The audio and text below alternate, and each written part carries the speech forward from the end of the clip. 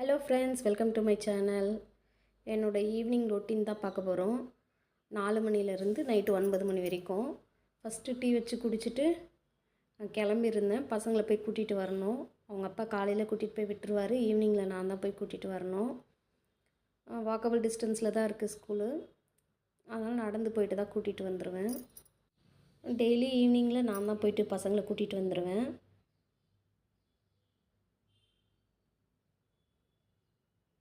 ஸ்கூல்லேருந்து வெளியில் வந்துட்டாங்க. பேக் நான் எடுத்துக்கிறேன்னு கேட்டால் கூட பசங்க கொடுக்க மாட்டாங்க. நீ லஞ்ச் பேக் மட்டும் எடுத்துக்குமா, நானே எடுத்துகிட்டு வந்துடுறேன் அப்படி சொல்லுவாங்க. அவங்களே தான் அவங்க ஸ்கூல் பேக் மாட்டிகிட்டு வருவாங்க எப்பயுமே.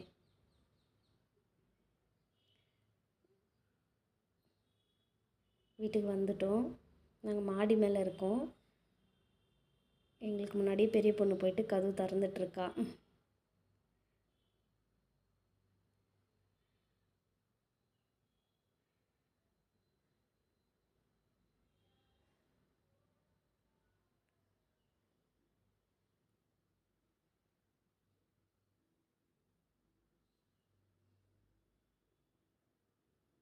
ஸ்கூல்லேருந்து வந்தோடனே அவங்களோட வேலைகளை அவங்களே செய்கிறதுக்கு கொஞ்சம் கொஞ்சமாக பழக்கப்படுத்திகிட்ருக்கோம்.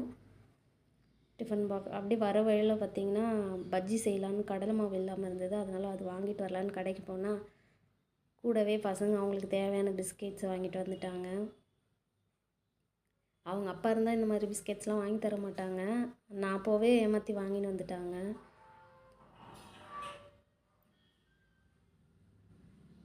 லன்ச் டவல்லாம் எடுத்து போட்டுட்டு பாக்ஸ் எல்லாம் எடுத்துகிட்டு போய் உள்ளே வச்சுடுவாங்க. சிங்கில் போட்டுருவாங்க.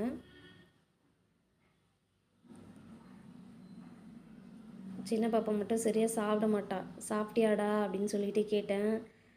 ஃபுல்லாக ஃபினிஷ் பண்ணிட்டேம்மா. டெய்லி ஸ்கூலில் முட்டை கொடுக்குறாங்க. இப்போ தான் நான் ஒரு 2-3 நாளாக வாங்கி சாப்பிட்றேன் அப்படி சொல்லிட்டு சொன்னான்.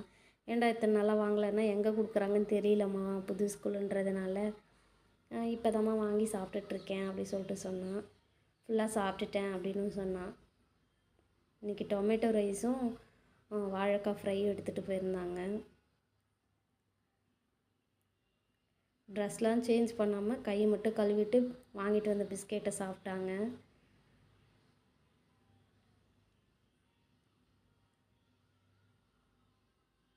எனக்கும் ஒன்று கொடுத்தாங்க, சாப்பிட்டேன். அதில் நடுவில் அந்த ஜாமுன் இருக்கிறதுனால லைட்டாக புளிப்பு ஸ்வீட் இருந்தது. அதுக்கப்புறம் வீடெல்லாம் பெருக்கிட்டு வெளியெல்லாம் பெருக்கிட்டு க்ளீன் பண்ணிவிட்டு ஃபுல்லாக அதுக்கப்புறம் பசங்களுக்கு பஜ்ஜி போட்டு கொடுக்கலாம் அப்படின்னு சொல்லிட்டு பஜ்ஜிக்கு ரெடி பண்ணிகிட்டு இருந்தேன்.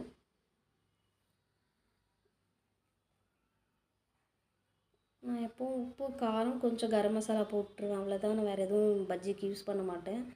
கடலை மாவு போட்டு அவ்வளோதான். அரிசி மாவு அந்த மாதிரி கூட எதுவும் சேர்க்க மாட்டேன். அப்படியே மிக்ஸ் பண்ணி தான் பஜ்ஜி போடுவோம் எப்போவுமே. டேஸ்ட்டு நல்லா தான் இருக்கும்.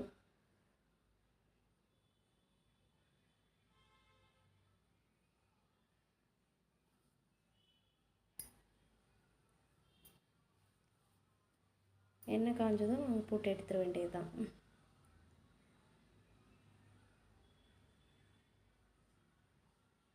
Maximum oil food weekly once அந்த மாதிரி தான் செஞ்சு தருவேன்.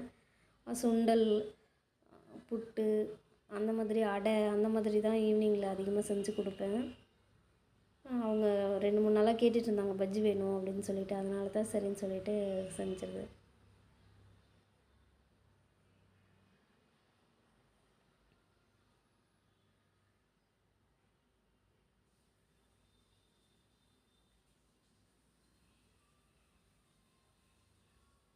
பஜ்ஜி நல்லா சாஃப்டாகவும் சூப்பராகவும் இருந்தது.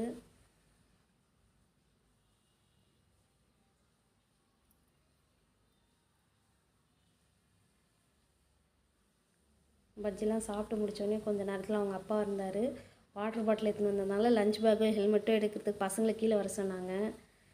இவங்க போயிட்டு எடுத்துகிட்டு வந்தாங்க. பின்னாடி ஒருத்தவங்க மட்டும் வரவே இல்லை, ஹெல்மெட்டு மாட்டிகிட்டு வந்தாங்க. இப்போ அவங்க தங்கச்சி தலையில் மாட்டி விட்டுட்டு, இது மாட்டிட்டு கீழே பார்த்தா படிக்கட்டு இருக்க மாதிரி தெரியுது அப்படின்னு சொல்லிட்டு பேசிட்டு வந்தாங்க. குனிஞ்சு பாரு அப்படி சொல்லிட்டு.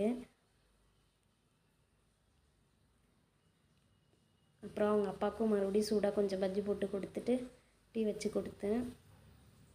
ரொம்ப நாள் ஆச்சு பஜ்ஜி சாப்பிட்டு. வெளியில் தான் சாப்பிடுவேன். வீட்டில் சாப்பிட்டு ஒரு 4 இயர்ஸ் ஆகிடுச்சு. அவர் வெளியில் இருந்தார். ஃபேமிலி நாங்கள் தனியாக இருந்த பசங்களும் நானும் தனியாக இருந்தோம். அவர் வேலைக்காக வெளியே இருந்தார். இந்த வருஷம் தான் எங்களை கூட்டிகிட்டு வந்தார் இங்கே. அதனால் வீட்டில் பஜ்ஜி சாப்பிட்டே ரொம்ப நாள் ஆச்சு அப்படின்னு சொல்லிட்டு சாப்பிட்டுட்டு இருந்தார்.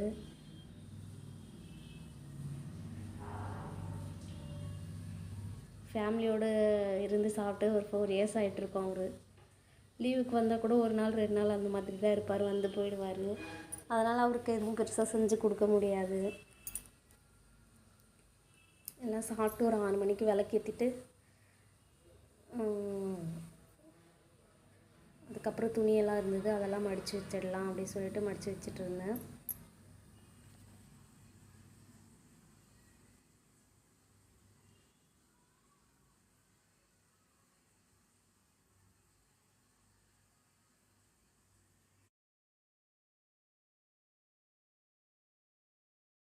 துணியெல்லாம் மடித்து எடுத்து வச்சுட்டு பசங்க என்ன பண்ணுறாங்கன்னு பார்த்தா ஹோம்ஒர்க்லாம் பண்ணிவிட்டு ஏதோ ப்ராஜெக்ட் பண்ணிகிட்டு இருந்தாங்க. ஃபேமிலி ட்ரீ பண்ணிகிட்டு இருந்தாங்க. அதை முடிச்சுட்டு வீட்டில் மிக்ஸி இல்லை, அதனால் மிக்ஸி வாங்கலாம் அப்படி சொல்லிட்டு கிளம்பிட்டோம். வசந்தன் கோவில் போயிட்டு மிக்ஸி வாங்கினோம்.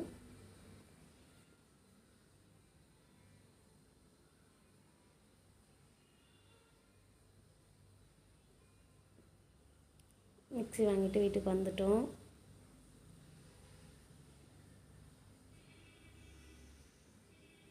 எங்களை விட பசங்க தான் ரொம்ப ஆர்வமாக இருந்தாங்க மிக்ஸி ஓப்பன் பண்ணி அன்பாக்ஸ் பண்ணுறதில்ல. பெரிய பாப்பா தான் ஓப்பன் பண்ணி இது பண்ணியிருந்தா. அதுக்கப்புறம் வந்து தோசை வாங்கிட்டு புது மிக்ஸியில் ஒரு வேர்க்கடலை சட்னியும் அரைச்சி தோசை வேர்க்கடலை சட்னி சாப்பிட்டு நைட்டு டின்னர் முடிச்சாச்சு. இவ்வளோ தாங்க ஈவினிங் ரொட்டீன் 6 to 9 என்னோடய டைம். Bye friends.